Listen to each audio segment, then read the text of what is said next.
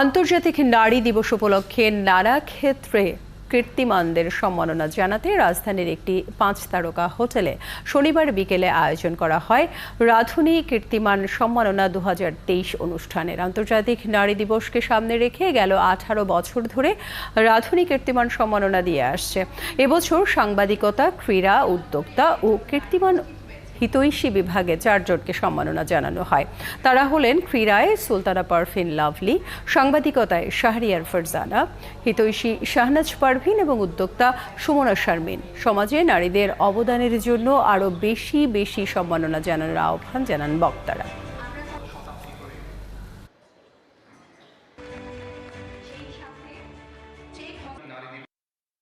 আমাদের মেয়েদের জন্য প্রতিবন্ধকতা অনেক বেশি, পারিবারিক প্রতিবন্ধকতা থাকে, সামাজিক প্রতিবন্ধকতা থাকে, ধর্মীয় প্রতিবন্ধকতা থাকে, অর্থনৈতিক প্রতিবন্ধকতা থাকে।